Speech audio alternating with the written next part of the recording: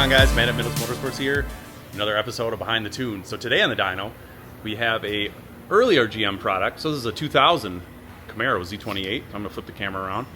We'll walk up here and take a look at this. So obviously this is an LS1. This is a 6-speed stick shift car.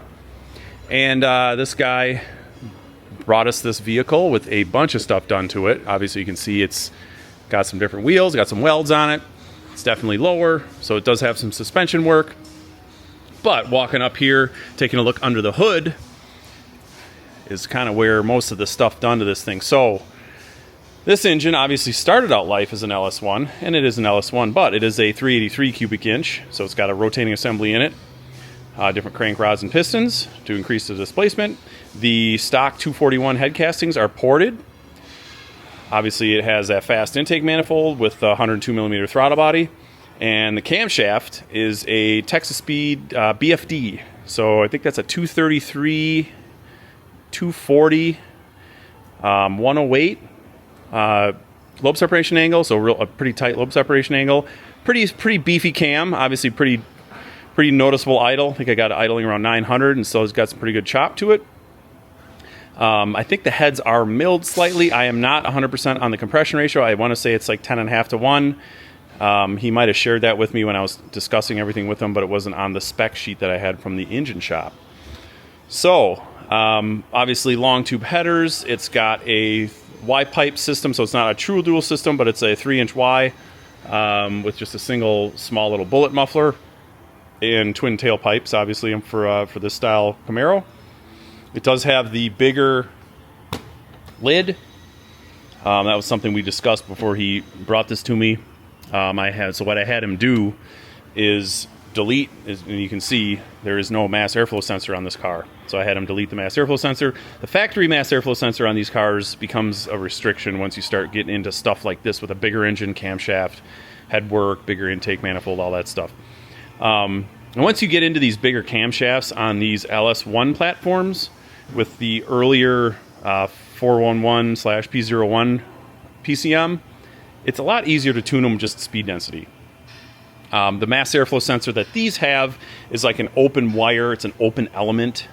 And when you get into a bigger, larger camshaft and you get into lower RPMs where there's cam chop and cam surge, and the mass airflow sensor signal gets really erratic and it gets difficult to tune. Some of the operating systems, like some of the later like O2s, I've found that the mass airflow sensor can still work okay. But typically on these cars, once you start getting into camshafts that are, over 230 and on the intake, over 240 in the exhaust, and you start getting these tight LSAs where you're talking, 108, 110, 111, something like that, a lot of camshaft offerings for these LS1s, the speed density tuning becomes the way to do it. At least for me, that's just in my opinion. And obviously then you just rid yourself of the mass airflow. Oh, you can go back and do a blade MAF like an LS3/LS7 mass airflow sensor, which I have done on these cars in the past. But then you're dealing with wiring and building a MAF curve for a blade MAF because it completely changes the air curve. The MAF curve is completely different for that style MAF. And it's just kind of more of a headache versus just building a VE table and tuning it in speed density. So HB Tuners has custom operating systems for these PCMs that allows just speed density. You can do 1, 2, I think even a 3 bar now. I just have the 1 bar with the factory map sensor, and that is how I'm tuning this car today. So the larger throttle body can be a challenge on these because of the passageway for the idle air motor, and versus a factory throttle body, it kind of changes the way that you have to map this, and there's a curve in the settings for the IAC that you change.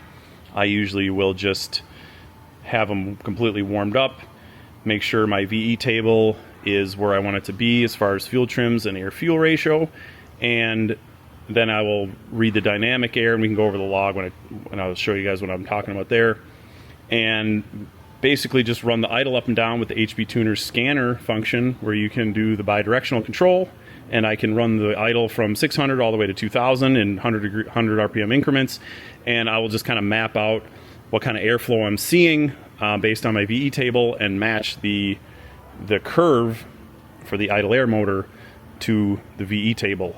and usually that will net me a very nice smooth idle. Starts up, you know, everything works real nice. The you know, clutch in when you're rolling comes back down with a little bit of throttle cracker.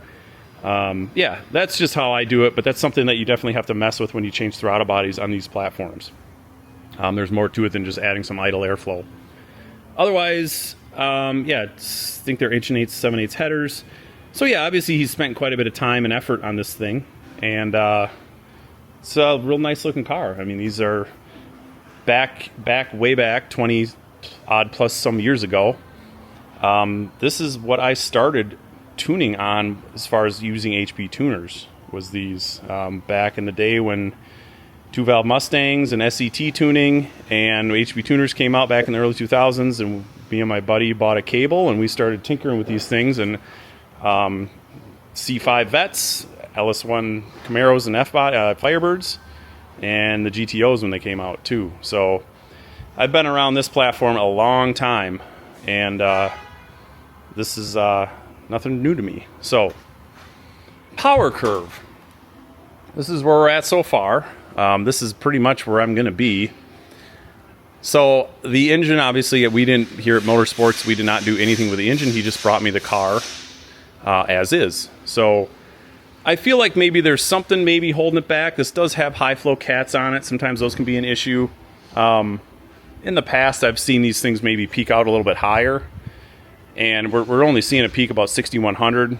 Ported heads, this size cam, fast intake, big inlet, big lid. Maybe a little short on power, but curve looks real nice. I'm not seeing anything obvious that, you know, like there's like a misfire issue. My fueling is good. I played with the timing up and down. Really wasn't much of a gain from up here from 26 to 28 degrees. Maybe there was a few horsepower up top. Maybe I think maybe from 26 degrees up to 28. I think I picked up 5 or 6 at the tires. You know, I went from 26 to 27, and then 27 to 28 was like 2 horsepower, so I stopped. I don't think that there's any more to be had there. Same thing with the mid-range. I tried putting a bunch of timing down in here, and the timing curve I got in it is just, it is what it is. It's not making any more power. Air fuel ratio, and again, we can look at the log. After I'll do a pull here, I'll do one more pull and we'll take a look at the log. I kind of messed with that up and down, getting it too high up in the 12s, high 12s, and I was starting to pick up a little knock from the knock sensors. So I left it about mid 12s. That's where I was happy. I was not losing any power running it slightly richer than leaner. And if it's happy being a little richer, mid 12, 12.5 to 1, I'm going to leave it there. So this is where we're at so far. I'm going to set the camera down. We'll do one more pull on it, and we'll take a look at the data log, and we'll go over some of the stuff I was talking about. And I'm going to get this one off the dyno, and he's going to pick it up this afternoon and get it out to the detail shop so we can enjoy it this summer. So let's do one more pull.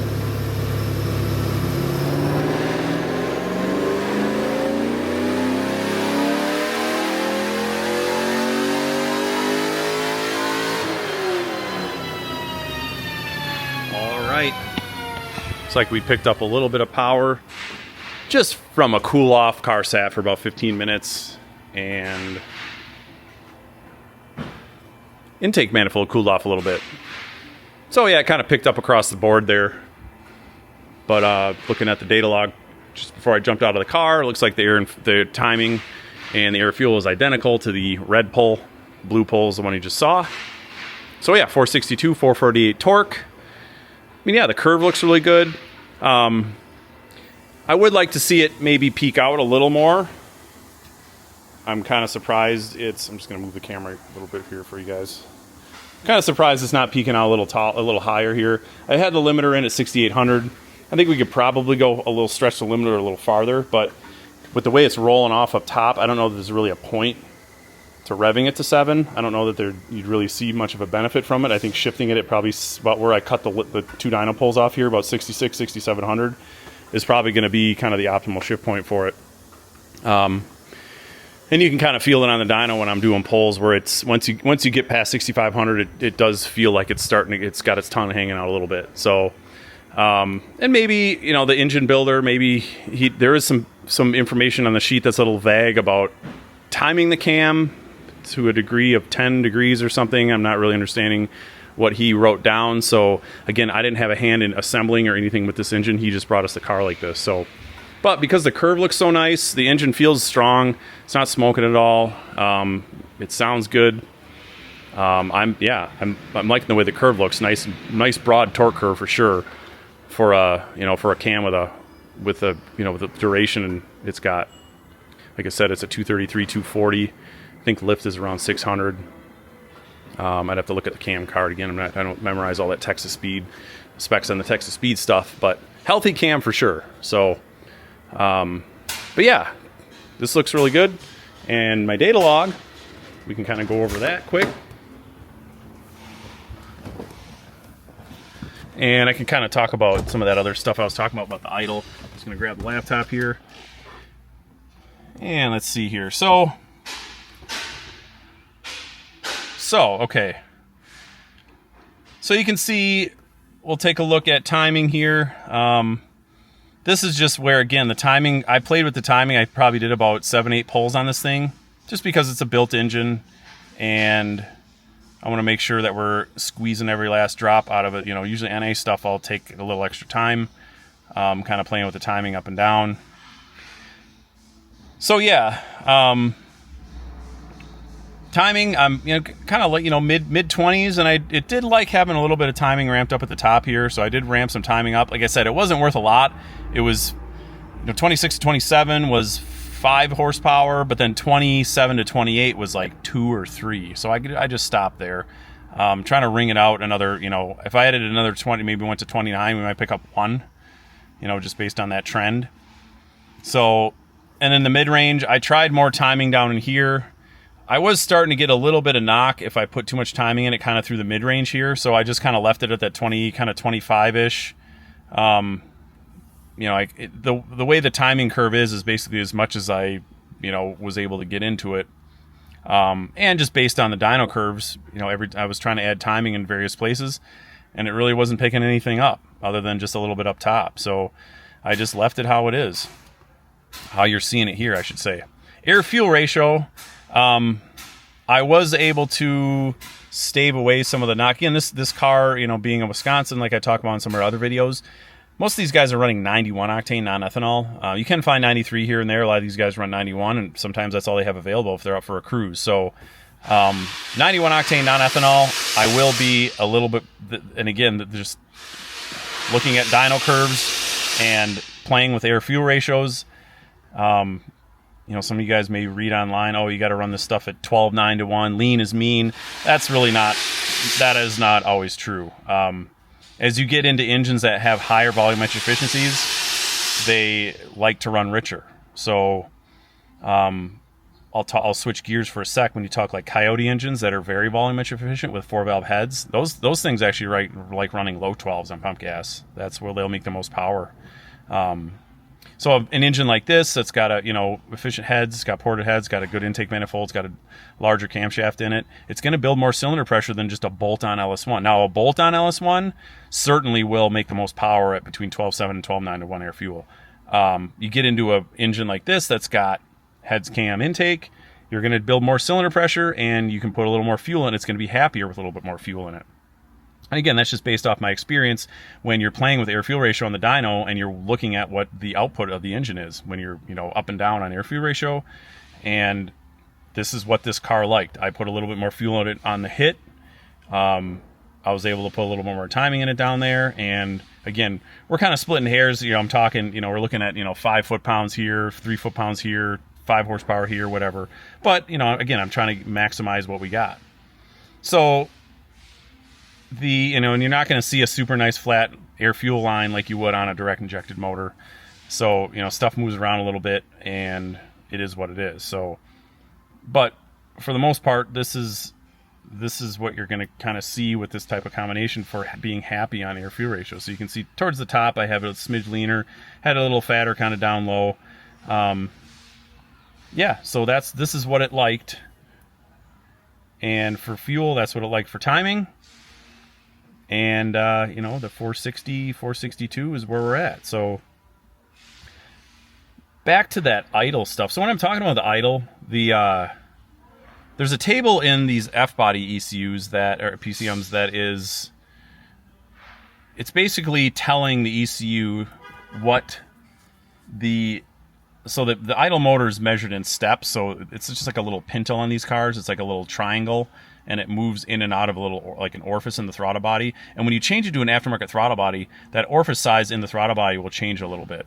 So sometimes you got to build a kind of a custom curve for this effective area table for the IAC, and that's what I had to do on this car. So this is what I came up with for this car, for this throttle body, and that's a stock curve. So you can kind of see the difference between the two. There's quite a bit. So I did modify quite a bit here to get this thing to idle properly. I did try screwing the stop screw in more, and it was kind of okay, but I kind of found a sweet spot at about 150 steps. But as you idled it lower and idled it higher, it was kind of wanting to swing up and then swing down here. So I brought the IAC back down to more of a factory where you're running it. I like trying to run these cars with an IAC step of between 60 and 80. That's where I always find them to be happy. And then you can just adjust this table kind of to suit the combination. Typically with a stock throttle body, you don't have to mess with this too much, if any. But the aftermarket throttle bodies you really do, because you're changing that orifice and you're changing the way the air flows through the bypass, through the IAC bypass in the throttle body. So that's one of the things you definitely have to do on these, at least I do, to get these things to idle properly. You have a camshaft like this that's got a 108 lobe separation angle. There's just not a lot of idle vacuum, and little bits of timing and airflow make big differences in idle speed up and down. So this stuff gets real sensitive to small changes in that, as far as, where the engine wants to idle. So the engine's going to move around a little bit with something like this. You push the clutch in, when it comes down, it's going to move around a little bit. Maybe I have it idling at 900. It's going to maybe move around between 900 and 1,000, or maybe dip to 850. There's going to be some movement just because of the cam chop. You can't help that. But I try to, trying to minimize that as much as I can. Obviously, getting the volumetric efficiency table. So normally, again, these have a mass airflow curve, just like any other LS 1, 2, 3, whatever. But that's not being used anymore. So we're just using this VE table, and this is just like any other speed density table you're going to see in any other GM, or even like, let's say, a standalone like a Holley system runs just strictly off of speed density. So this was pretty tricky too. I really had to have, this cam was interesting. I've never actually tuned a car with this cam in it, and I really had to pull a lot of fuel down out of the bottom, the 400 RPM. It really wanted to kind of roll back and forth between 1,000 and 400, and to prevent that, I had to have this line really low. Sometimes you can kind of have all these, depending on the size of the cam, the way that this VE curve is shaped. And I've just kind of latched on to looking at this stuff in a 3D way. And this is how I'm a visual learner and kind of conceptual person. So I like seeing stuff visually. So I really like looking at the 3D models, especially when I'm doing volumetric efficiency tables. And you do enough of it, and you can start to kind of see patterns in, different types of camshafts and different types of engine combinations, and that'll kind of span across the board from like a Holley system to even the stock stuff like this, and even in getting into like virtual volumetric efficiency on like Gen 4 stuff. Again, that's just how I do it. I like looking at this stuff in a 3D way. Then I can kind of see, the kind of the peaks and valleys of, when you look at the dyno graph, you can kind of see where coming through the mid-range, there's like a peak at like 3,700, and then it kind of drops 4,200, and then it comes back at 47. Just to kind of the way the intakes, the ebb and flow of the pulses, the Helmholtz resonance, and the pulses of those intake manifolds. The Coyotes really show that too. When you look at Coyotes, where you got IMRCs, you got VCT cam angles moving and stuff like that, you really get these kind of waves in the power curve, and that'll reflect in your volumetric efficiency model.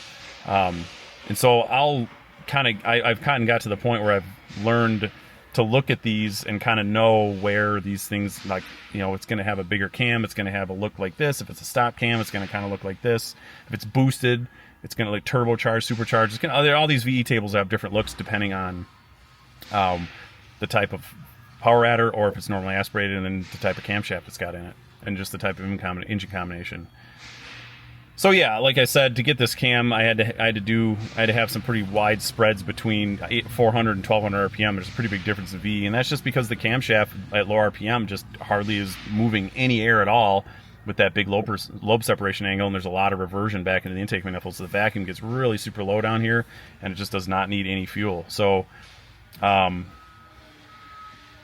to think, we can take a look at the spark tables. Kind of a typical normally aspirated spark table. I like running these things, and again, people knock me for this. I've had arguments with people about this, but these cars, if you're in a car like this, it's a street car, and they're going to daily drive it, or even if they're just going to cruise it on a power tour or whatever, they're going to drive it on the street. They like having at least 40 degrees of timing at cruise.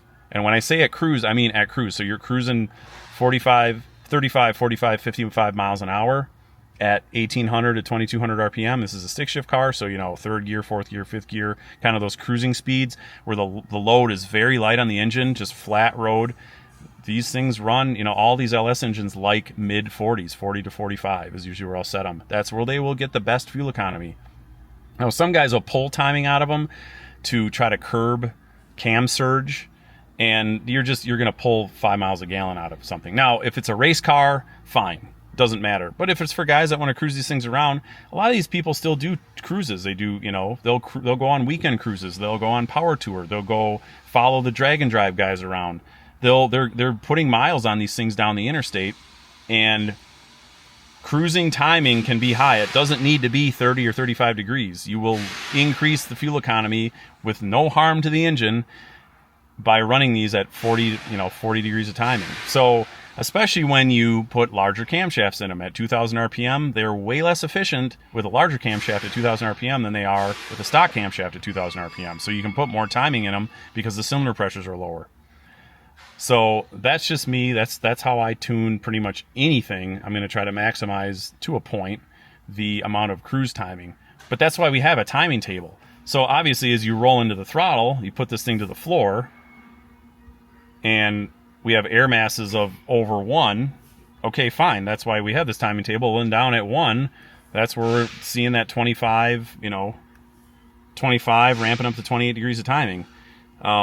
Just because you have 40 degrees down here or up here when low loads doesn't mean you're hurting the engine because, you think it's too much timing. I've just seen posts on Facebook groups and stuff like that where guys talk about this, and I'll make posts and comments, and some people argue with me about it. And I've had people where I've built timing tables for guys in like Holly systems and been criticized on 40 degrees of timing in these low load ranges, and I don't see why you wouldn't want to have 40 degrees of timing. There's no point, there's no reason not to. That's where the engines are happy. But anyway, I'm rambling about that. This is just how I'll build my timing table. A boosted timing table will look very similar. We'll just, in these higher cylinder air masses, we'll probably have, probably 10 degrees less timing once we start putting positive pressure on the manifolds. So, but that's how I build my timing table. Again, camshaft stuff, stock camshaft stuff, you're going to have a lot less timing down in these areas too. High load, low RPM, just because the engine's a lot more efficient and there's going to be some higher cylinder pressures. I basically just run timing based on cylinder pressure. Brake mean effective pressure, how much pressure is in the cylinder. And the less the pressure, the slower the burn, the more lead you can put on the spark. And that's a broad statement, and that doesn't apply to everything, but in general, that holds true. So with a stock camshaft, you'd have quite a bit less timing kind of in this area. Bigger camshafts, you can put a lot more timing. It'll give it a stick shift car. It'll get a lot better off idle, pulling away from a stop sign response, because as you tip into the throttle and start letting the clutch out, and your RPM is 1,000, 1,200, as you're just slipping the clutch a little bit and you roll into the throttle, a larger camshaft, you're going to get into these bigger air masses like in this range right here, and it will be happy in the 15 to 20 degrees of timing with a bigger camshaft. If you have stock like timing down there, it will it's like 10 degrees. It'll feel lazy coming off a stop. So that's another thing I do. And again, you're tailoring this to the combination. It's not kind of a one size fits all. You're going to change it per the engine combination. Everything else, there's a whole bunch of other stuff on these when you put a big camshaft in them to get them to run right with the, like I talked about, the IAC table with the different throttle body. Obviously, you bump the idle speed up 100, 150 RPM over stock. Timing for the idle tables, I'll pretty much leave those stock here. You try to add too much, and then the ECU can't, it's too far up, and it's not kind of riding in that mid-range where it can use timing to fine-tune the idle, and you'll get a rolling idle adding too much timing to these tables. Just kind of looking at this, I usually set the throttle on these pretty low for power enrichment, but I'll set the MAP sensor kind of high. So again, that's kind of specific for larger camshafts, just so power enrichment can kind of come in anytime you get to a real high, I should say low vacuum situation, high manifold pressure situation for NA. And I'll set the throttle pretty low, like 25% throttle, anything above 25% throttle, but anything above 94 kPa in the manifold, that'll activate power enrichment. That seems to work better. So if you do get in a situation where you're kind of low RPM and you want to roll onto the throttle quick, it's going to get into power enrichment right away. Because at low RPM, like 1200, 1500 RPM, you may want power enrichment even just tipping into the throttle just past a third throttle, where the factory it wouldn't happen until you get like 3/4 of the way down, and that can, with a bigger cam, that can cause a stumble if you don't do that. So that's just another trick I do to help out with the tip in and stuff like that on these larger cams. Like I said, limiter 6800, could go higher based on the power curve on the dyno graph. I don't see the point. I was just going to keep it there. This does have decent valve train parts in it, but I don't think there's any reason to have to spin it any higher than that. And yeah, I think we kind of covered basically the basics on this car. I guess I kind of wanted to talk about some of that stuff a little bit, just because I went over it looking at the engine, and there's some other stuff with the idle some tricks I do. I'm just kind of clicking around here, just making sure I didn't miss anything. Obviously, the other stuff, it's all just kind of basic tuning stuff. Other cool thing about these two is about these ECUs and HP tuners is there's a real-time function on the scanner, so you can actually make changes live to specific tables, and that's done with this little tab up here. So the last thing I was doing was that idle tuning, but you can load, basically you can change this drop down to, you can change your VE table, some of your idle settings, including that IAC airflow area setting, and there's a couple other things you can change. That works pretty nice, where you can make live changes, and then you can just copy what you just changed live and just paste it right onto into your tune, and then just load that back in, and you're set to go. It makes things a little quicker. I wish more platforms had that for HP tuners, because it would make stuff a lot easier. I know that it gets pretty complicated to do on some of the newer ECUs, but it is a big time saver on some of that stuff. But I think that'll wrap it up for this one, as far as looking at the data log and looking at the tune and HP tuners here. So I'm going to get this thing off the dyno, and he's going to come pick this thing up in about an hour, so I'm going to go take it for one more quick test drive and make sure everything is looking good. I did do some street driving before I put it on the dyno, and kind of verified, got a roughed in tune for the VE table. I did a lot of VE tuning on the dyno. We have this is a 424X LC, so we have load cells on this dyno, and I can dial up and down load with that to apply load to the wheels, so it kind of simulates driving it on the street and kind of saves me some time driving around and trying to deal with traffic. And even though we have some backcountry roads that I can take these cars on, sometimes it's hard to look at the laptop and drive the car at the same time. Obviously, that's kind of a hazard. So a lot of that VE tuning I'll do on the dyno, because I don't have to be driving the car. I can have the laptop in my lap, and with that, car like this with the live function, I can just be making changes live, and it makes things easier and quicker. But yeah, that'll wrap it up for this one, 462, 448. And nice little combination here. So again, thanks for watching, guys, and keep checking back on our socials for all the latest stuff we got going on. We got a lot more stuff coming down the pipeline for this spring and summer, so keep checking back. Thanks for watching. We'll talk to you guys later.